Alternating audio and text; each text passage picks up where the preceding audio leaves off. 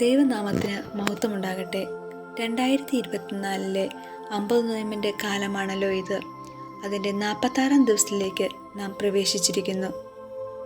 നോമ്പുകാല സമയങ്ങൾ കരുണയും കനിവും നിറഞ്ഞൊഴുകേണ്ട നാളുകളാണ്. മറ്റുള്ളവരെ സ്നേഹിപ്പാനും അപരൻ്റെ വേദനയിൽ പങ്കുകാരാകുവാനും നമുക്ക് സാധിക്കട്ടെ. അല്പസമയത്തെ ചിന്തയ്ക്കായി തിരഞ്ഞെടുക്കുന്ന വേദഭാഗം മത്തായി എഴുതിയ സുവിശേഷം 25-ാം അധ്യായം 14 മുതൽ 46 വരെയുള്ള വാക്യങ്ങളാണ്. 25-ാം അധ്യായത്തിൽ ദൈവരാജ്യത്തെ പറ്റി പറഞ്ഞിരിക്കുന്ന 3 ഉപമകളിൽ ഒന്നാണ് ഇത്. ലൂക്കോസിന്റെ സുവിശേഷത്തിലും ഈ ഉപമ കാണുന്നുണ്ട്. അതിൽ വെള്ളി എന്നാണ് ടാലന്റിനെ ഉപമിക്കുന്നത്. ഇംഗ്ലീഷ് ഭാഷയിൽ ടാലന്റ് എന്ന പദം അർത്ഥമാക്കുന്ന ഒരു പ്രതിഭ എന്നാണ്. ടാലന്റ് എന്ന ഗ്രീക്ക് പദത്തിൽ നിന്നാണ് ടാലന്റ് എന്ന പദം ഉണ്ടായത്. അതിൻ്റെ അർത്ഥം ഈക്വൽ വെയിറ്റ് എന്നാണ്. ആദ്യകാലത്ത് ടാലന്റ് എന്നത് ഒരു തൂക്കമായിരുന്നു. പിന്നീട് അത് മൂല്യമുള്ള നാണയമായി മാറി.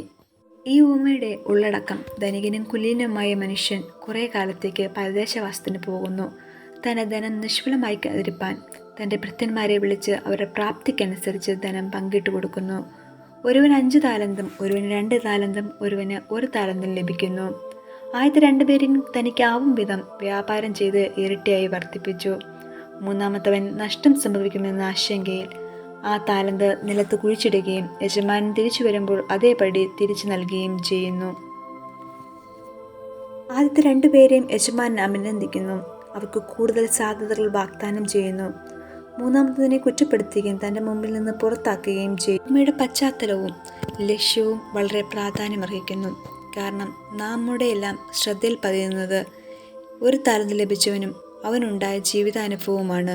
കാരണം കാണാതെ പോയ ആടിൻ്റെ ഉപമയിൽ സുരക്ഷിതരായിരിക്കുന്ന 99 ആടിനെയല്ല, മറിച്ച് കൂട്ടം തെറ്റിപ്പോയ ആ ഒരാടിനെയാണ് നമ്മുടെ എല്ലാം ശ്രദ്ധയിൽ പതിഞ്ഞത്. ഇവിടത്തെ മൂന്നാമത്തെ ദാസൻ പ്രദാനം ചെയ്യുന്നത് നമ്മെ ഓരോരുത്തരെയുമാണ്.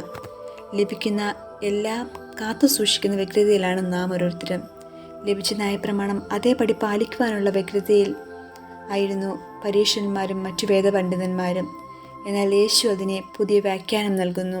ഈ വേദഭാഗത്തിൻ്റെ അടിസ്ഥാനത്തിൽ 2 ചിന്തകളാണ് ഞാൻ നിങ്ങളുമായി പങ്കുവയ്ക്കാനായിട്ട് ആഗ്രഹിക്കുന്നത്. ഒന്നാമതായി, വ്യത്യാസമുണ്ടെങ്കിലും എല്ലാവർക്കും താലന്ത് ലഭിക്കുന്നു. ഇവിടെ യജമാനൻ ഓരോരുത്തർക്കും അവരുടെ പ്രാപ്തിക്കും കഴിവിനുമനുസരിച്ചാണ് താലന്ത് നൽകുന്നത്. ആരുടെയും പ്രാപ്തിക്കപ്പുറമായി ഒന്നും പ്രതീക്ഷിക്കുന്നില്ല. നാം എല്ലാം വ്യത്യസ്ത കഴിവുള്ളവരാണ് ജനിച്ചിരിക്കുന്നത്. എന്നാൽ നമുക്ക് ലഭിച്ചിരിക്കുന്ന കഴിവുകൾ നമ്മൾ എങ്ങനെ ഉപയോഗിക്കുന്നു എന്നത് പ്രാധാന്യം അർഹിക്കുന്നു. കാരണം താലന്തുകളുടെ എണ്ണത്തിലല്ല, ഉപയോഗത്തിലാണ് ശ്രദ്ധിക്കേണ്ടത്. മറ്റൊരാൾക്ക് ലഭിച്ച താലന്തുകൾക്ക് അസഹ്യപ്പെടുകയല്ല, നമുക്ക് ലഭിച്ചിരിക്കുന്നത് പരമാവധി പ്രയോജനപ്പെടുത്താനാണ് നാം ശ്രമിക്കേണ്ടത്. രണ്ടാമതായി, താലന്തിനോടുള്ള മനോഭാവവും അതിന് ലഭിക്കുന്ന അംഗീകാരവും. Use your talents to the best of your ability എന്ന് പറയാറുണ്ട്. ഇവിടെ 5ഉം 2ഉം താലന്ത് ലഭിച്ച ദാസന്മാരെ യജമാനൻ വിളിക്കുന്നത് നല്ലവനും വിശ്വസ്തനുമായ ദാസനെ എന്നാണ്. ആദ്യത്തെ 2 ദാസന്മാരും ജീവിതത്തിൽ റിസ്ക് ഏറ്റെടുക്കുവാൻ തയ്യാറായവരാണ്. കാരണം കച്ചവടത്തിൽ ലാഭവും നഷ്ടവും ഉണ്ടാകും. അവരുടെ പരിശ്രമവും ജാഗ്രതയും ഉത്സാഹവും യജമാനൻ പ്രശംസിക്കുന്നു. മൂന്നാമത്തെ ദാസനെ സംബോധന ചെയ്യുന്നത് ദുഷ്ടനും മടിയനുമായ ദാസനെ എന്നാണ്.